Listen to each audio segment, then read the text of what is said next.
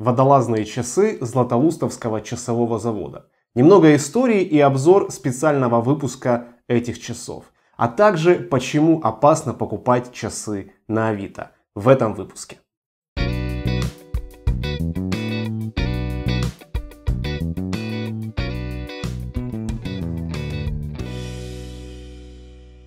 Всем привет, друзья! С вами Виктор, и вы на канале Про часы. Водолазные часы Златоустовского часового завода. Возможно, одни из самых известных советских часов сегодня за рубежом. Такие часы выпускались с конца 50-х до 1974 года. Естественно, как и многие изделия того времени, в открытую продажу часы не попадали. Эти часы выпускались исключительно для военных водолазов по заказу Министерства обороны СССР и, естественно, проходили военную приемку. Сам Златоустовский часовой завод, как и многие другие часовые предприятия, образовался после эвакуации первого московского часового завода в 1941 году. Вначале на заводе производились часы для танков и авиации, такие же, как и на Челябинском часовом заводе «Молния». Позже на основе этих часов стали делать уже настольные часы. Помимо часов водолазных, Златоустовский часовой завод также очень известен своими секундомерами. Сегодня это единственное в России предприятие, которое делает механические секундомеры. Но в 2014 году завод решил возобновить выпуск вот таких водолазных часов. Наверное, потому что на рынке появилось довольно большое количество подделок. Они продавались в основном туристам и, естественно, уже не обладали теми качествами, которые были когда-то в советских водолазных часах. И завод решил все-таки произвести эти часы, но с некоторыми изменениями. Появилось несколько версий часов. Классическая в корпусе 60 мм оказалась довольно крупной для обычных людей. Такие часы подходят в основном спортсменам-тяжеловесам. Но обычным людям предложили другие варианты в корпусе 54 и 46 мм. Что интересно, на заводе сегодня разрабатываются разные варианты корпуса часов. Форма осталась та же, но вот сам материал корпуса изменился. Сейчас есть как классическая сталь, так и дамасская сталь, а также Златоустовский часовой завод – единственное предприятие в мире, которое делает полностью корпус часов из циркония. Мы сегодня посмотрим на часы из классической нержавеющей стали. Часы 195 ЧС – это специальное издание для форума Watch.ru. Давайте на эти часы посмотрим ближе. Итак, друзья, давайте начнем знакомство с часами. Поставляются они вот в такой деревянной коробке. Здесь мы видим логотип Златоустовского часового завода, надпись «Часы водолазные 195 ЧС». Такая коробка, она сохранила свою историческую форму, исторический дизайн. В таких коробках обычно поставляется какой-то военный инструмент, какие-то измерительные приборы, ну, собственно, и водолазные часы в таких коробках сейчас поставляются. Вот так открывается здесь крышка. Здесь мы видим паспорт этих часов, полностью информация о этих часах, гарантийный талон. Это у нас часы 195 ЧС. Дальше идет очень сложный референс и технические характеристики. Ну, по техническим характеристикам с вами пройдемся чуть позже. А еще здесь же есть запчасти от часов. Дело в том, что эти часы покупались не новыми, а покупались на вторичном рынке. И после обслуживания сохранилось довольно много запасных частей, а собственно стекло, циферблат, механизм, стрелки. И на это мы посмотрим чуть дальше, расскажу, откуда они взялись, почему. И у нас будет возможность посмотреть на детали этих часов.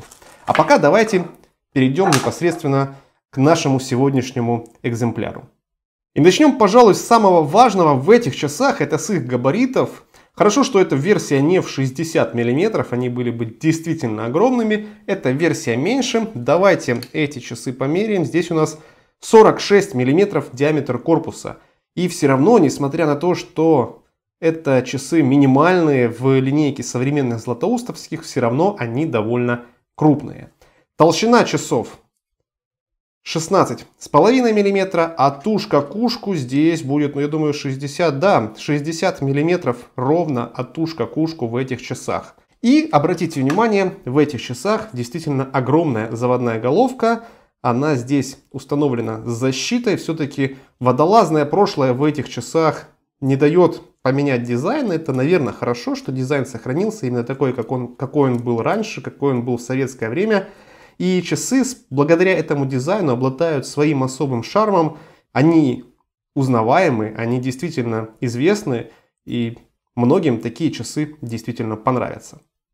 Что интересно, на что сразу хочется обратить внимание, заводная головка находится в данном случае в часах слева. И эти часы предназначены для того, чтобы носить их на левой руке. Дело в том, что заводная головка довольно большая, и если она будет находиться в стандартной позиции 3 часа, она будет очень сильно упираться в запястье. Поэтому в златоустовских часах заводную головку убрали на позицию 9 часов. Есть же версия и для правшей, скажем так, где заводная головка находится на позиции 3 часа, тогда эти часы носятся непосредственно на правой руке. Возможно, кто-то скажет, что это не совсем удобно, поскольку сложно будет заводить часы непосредственно на запястье.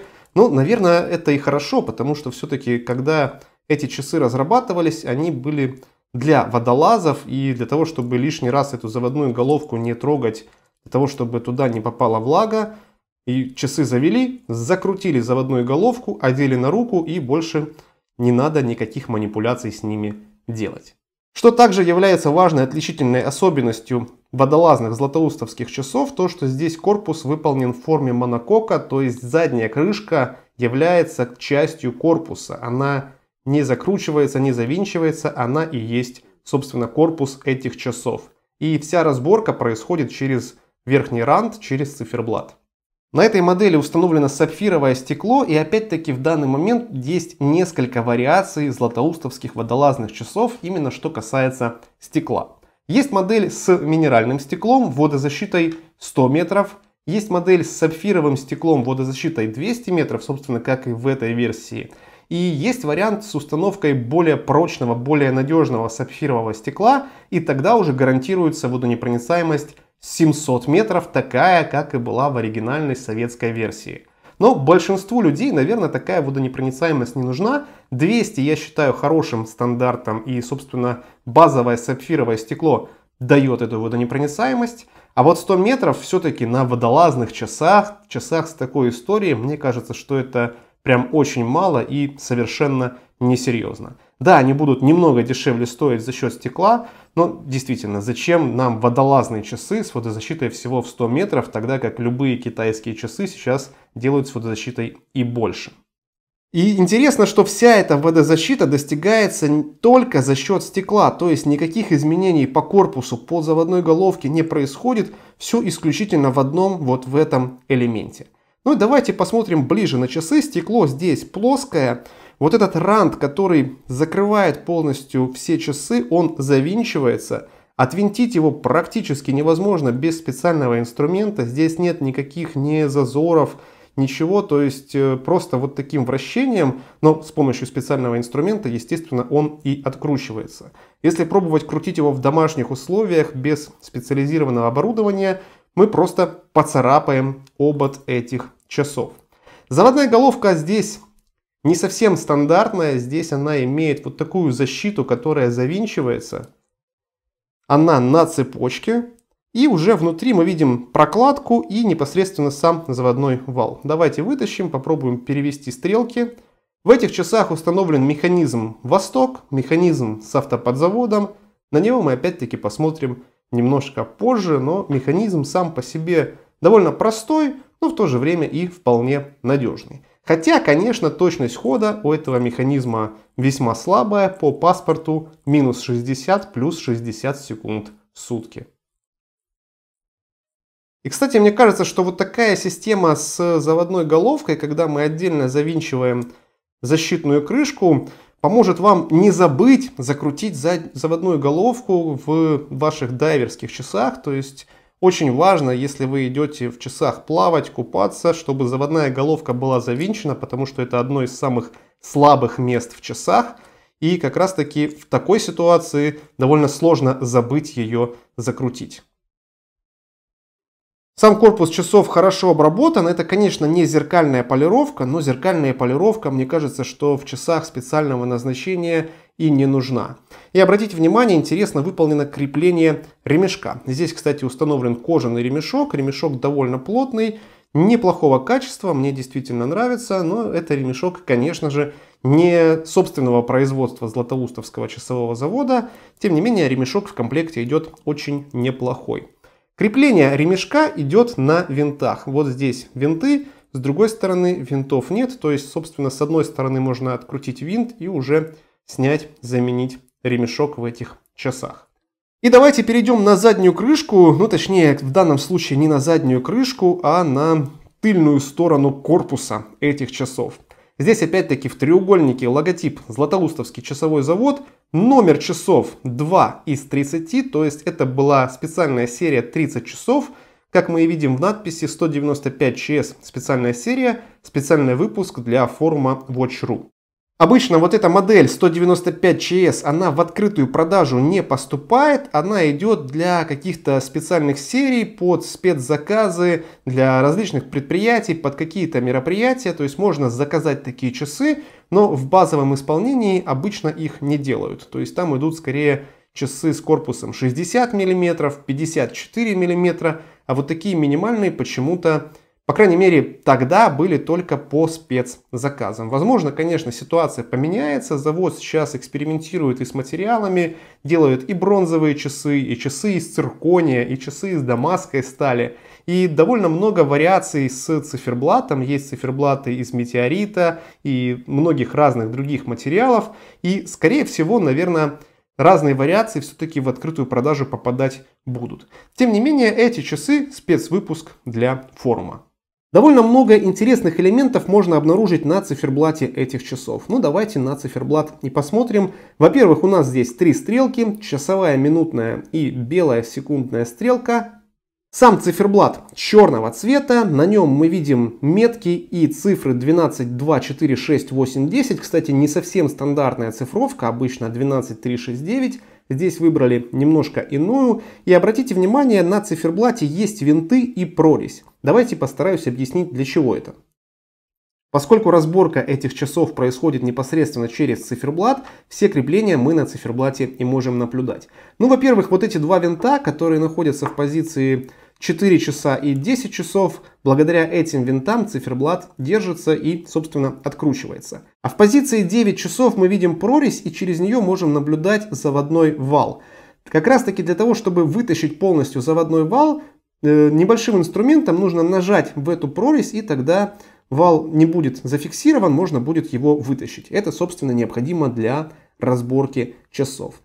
А вот стрелки и метки в этих часах покрыты люминофором, как и полагается в часах водолазных. Это даже не дайверские часы, а все-таки водолазные. И здесь действительно много люминофора, как и должно быть. И давайте посмотрим, как это выглядит в темноте. Даже не в полной темноте видно, что свечение довольно яркое. Конечно, посмотрим и в полной темноте на эти часы. И вот когда-то на этих стрелках и метках был радий. Радиоактивные материалы использовались в этих часах в советское время для того, чтобы давать максимально яркое, хорошее освещение. Все-таки это часы специальные, часы водолазные. Были они не предназначены для постоянной носки, а непосредственно только для выполнения каких-то боевых задач под водой. Да, эти часы фанили, и если бы вы их носили регулярно, особенно клали где-нибудь на тумбочку возле кровати во время сна, то, естественно, можно было получить довольно большую дозу радиации. Поэтому сейчас опасно покупать такие старые часы, особенно их разбирать, особенно если есть какие-то повреждения в стекле, лучше все-таки выбрать уже современную версию, современную, безопасную.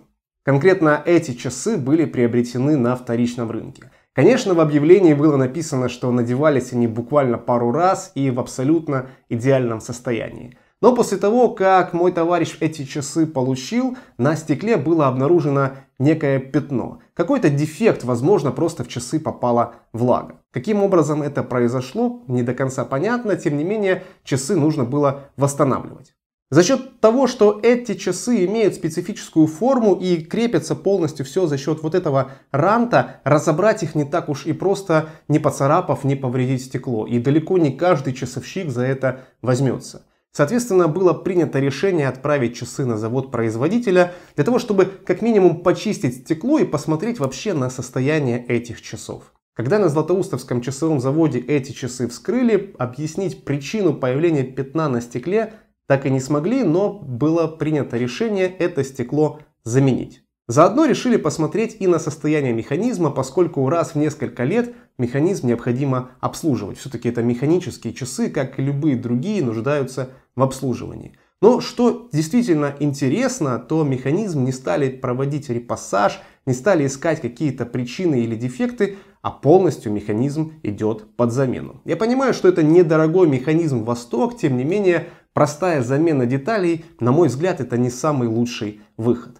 Что еще интересно, чтобы заменить этот механизм, необходимо его достать. А как оказалось, тогда необходимо менять и стрелки. Поскольку, как мне сказали на заводе, они одноразовые. И если вы эти стрелки снимете, назад вы уже их так идеально не поставите. Могут быть какие-то дефекты, и они уже будут не в идеальном состоянии. Но что еще интересно, если вы меняете стрелки, то необходимо поменять и циферблат. Поскольку тогда люм стрелок и люм циферблата не совпадет. И, собственно, за счет этого ремонт этих часов обошелся довольно в крупную сумму. С другой стороны, да, здесь теперь новое стекло, новый механизм, новый циферблат, новые стрелки, но стоит ли оно того? Поэтому, если вы приобретаете часы на вторичном рынке, будьте внимательны и попробуйте все-таки до конца изучить предмет вашей покупки.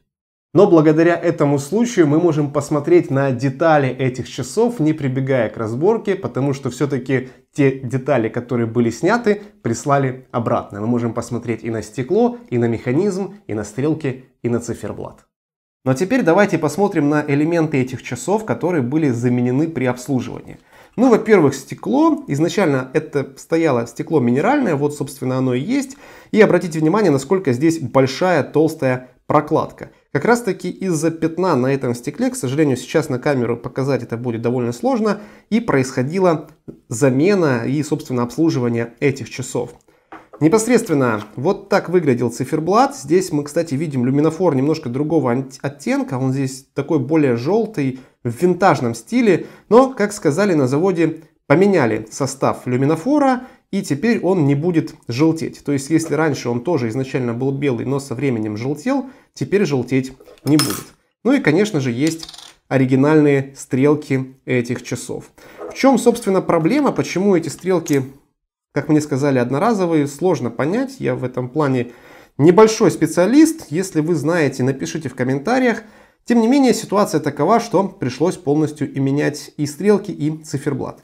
Ну и здесь у меня механизм Восток, тот, который был снят с этих часов. Давайте посмотрим и на него. На самом деле точно такой же механизм сейчас в часах и установлен.